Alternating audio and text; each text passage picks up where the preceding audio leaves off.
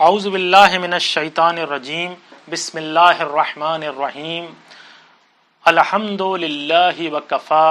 والسلام علی عبادہ الذین اصطفى واللعن علی اعدائہم الاشقیاء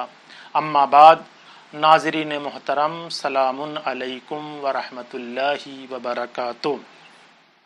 18 ذی الحجہ روز عید غدیر، روز خلافت و جانشینی پیغمبر اکرم حضرت محمد مصطفیٰ صلی اللہ علیہ وآلہ وسلم کی مناسبت سے ان کے فرزند وارث حقیقی امام زمانہ علماء کرام اور مومنین کی خدمت میں ہدیہ تبریک و تہنیت پیش کرتے ہیں اور تمام مومنین کی طرف سے مولا کائنات کی بارگاہ میں سلام عقیدت پیش کرتے ہیں. السلام علیک یا امیر المؤمنین، السلام علیک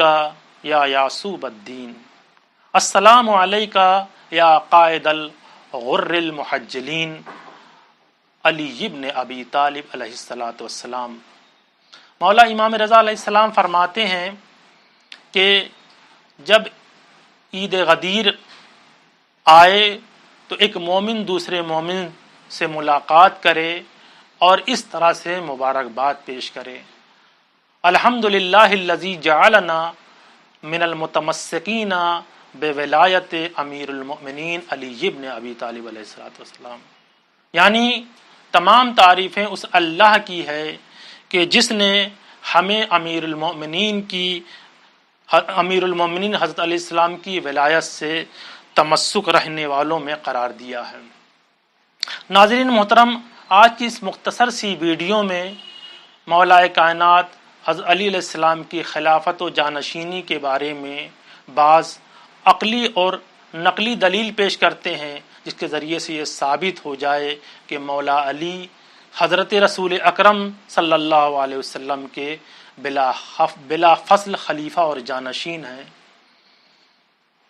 پہلی دلیل جو عقلی دلیل ہے وہ یہ ہے کہ بعض لوگ یہ اعتراض کرتے ہیں کہ جب رسول خدا اس دنیا سے جانے لگے تو انہوں نے مولا علی کو اپنا جانشین و خلیفہ نہیں بنایا. حالانکہ یہ بات سراسر غلط ہے اور نادرست ہے، اس لیے کہ جب ایک باعقل باشعور انسان جب اس دنیا میں ایک درخت کا پودا لگاتا ہے تو اگر اسے 2-4 دن کے لیے کہیں سفر پہ جانا ہو تو وہ کسی معتبر انسان کو، کسی ذمہ دار انسان سے سونپ کے جاتا ہے کہ تم بھائی اسے ٹائم سے وقت سے پانی دیتے جانا تاکہ میرا یہ پودا خشک نہ ہو، سوکھنے نہ پائے. تو عزیزان گرامی، جب ایک معمولی انسان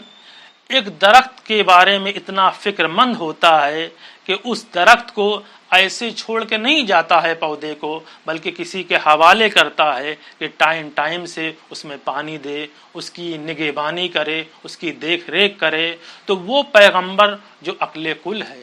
جو سید الانبیاء ہے، جو سید المرسلین ہے، جو خاتم النبیین ہے، جو کائنات کی سب سے افضل مخلوق ہے، جس نے 23 سال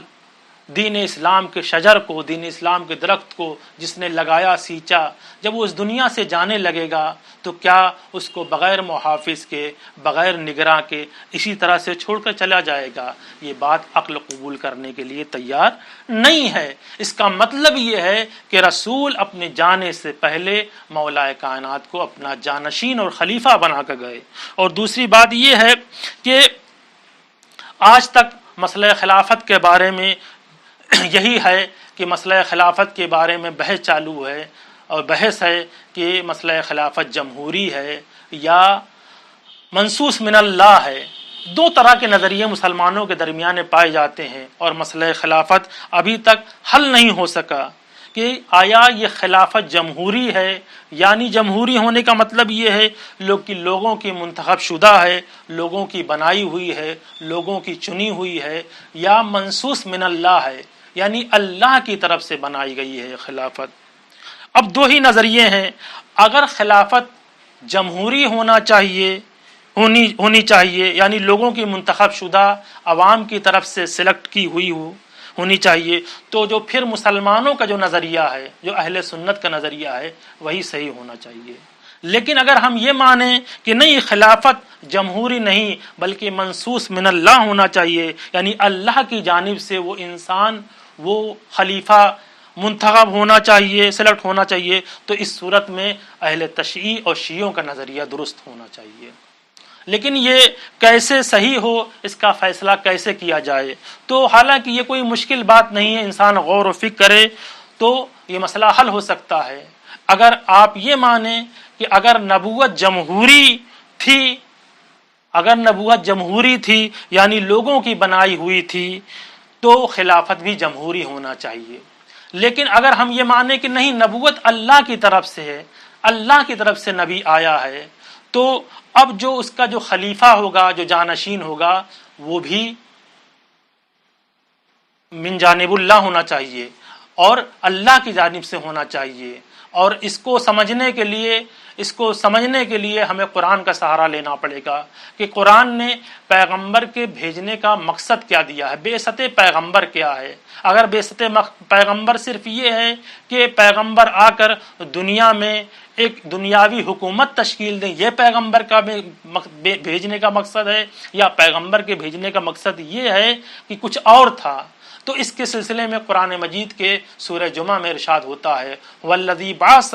فی الامیین رسولا منہم یتلو علیہم آیاتہ ویزکیہم ویعلمہم الکتاب والحکمہ وان کانوا من قبل لفی ضلال مبین۔ اس آیہ کریمہ کے ذریعے سے ثابت ہوتا ہے کہ پیغمبر کو اللہ نے بھیجا ہے۔ جب اللہ کی طرف سے بھیجا گیا ہے اور اس پیغمبر کا مقصد یہ ہے، اس کی ذمہ داری یہ ہے کہ وہ قرآن و حکمت کی تعلیم دے، لوگوں کے تزکیہ نفوس کرے، لوگوں کے نفسوں کو پاک کرے، تو عزیزان گرامی، جب پیغمبر کے بھیجنے کا مقصد یہ ہے اور اللہ نے اس مقصد کو پورا کرنے کے لیے اللہ نے اپنی تخلیق میں جو اس کی تخلیق کا شاہکار تھا، جو اس کائنات کی سب سے بہترین اور بے نظیر مخلوق تھی، سب سے عمدہ مخلوق تھی، اس مقصد کو پورا کرنے کے لیے اللہ نے اسے نبی بنا کر بھیجا۔ تو اب سوال یہ پیدا ہوتا ہے کہ وہ جب نبی جانے لگے تو اس کا جانشین بھی اسی شان کا ہونا چاہیے جس شان کا نبی تھا۔ اگر نبی عقل قل کا حامل تھا، نبی وہ تھا جو خلق عظیم کے درجے پر فائز تھا، نبی وہ تھا جو شہر علم تھا، تو جو اس کا جانشین ہو وہ بھی نور محمد کا جز ہونا چاہیے، وہ بھی وہ ہونا چاہیے کہ جس کے بارے میں یہ کہا ہو کہ یہ باب شہر مدینۃ العلم ہے، جس کے بارے میں یہ ہو کہ یہ قرآن کے ساتھ ہے، قرآن اس کے ساتھ ہے۔ ظاہر سی بات ہے ہماری ناقص نگاہیں ایسے انسان کو تلاش کرنے سے قاصر ہیں کہ ایسا جانشین ہو، تو اب ماننا پڑے گا کہ نبی کا جانشین وہ ہو جو اس کی طرف سے آیا ہو۔ لہٰذا ہمیں ماننا پڑے گا کہ نبی کا جانشین جو ہے وہ اللہ کی طرف سے منتخب شدہ ہے، اللہ نے اسے bھیجا ہے اور وہ کوئی اور نہیں ہے۔ ہمارے عقیدے کے مطابق وہ مولا کائنات امیر المومنین علی ابن ابی طالب علیہ السلام کی ذات والا صفات ہے۔ ہم اللہ کی بارگاہ میں دعا کرتے ہیں کہ پروردگار ہمیں توفیق عنایت فرما کہ ہم مولا کائنات امیر المومنین علی ابن ابی طالب علیہ السلام کے نقش قدم اور ان کی سیرت پر چل سکیں، اور دنیا میں ان کی بامعرفت زیارت اور آخرت میں ان کی باعظمت شفاعت ہمیں نصیب فرما۔ وآخر دعوانا ان الحمد للہ رب العالمین۔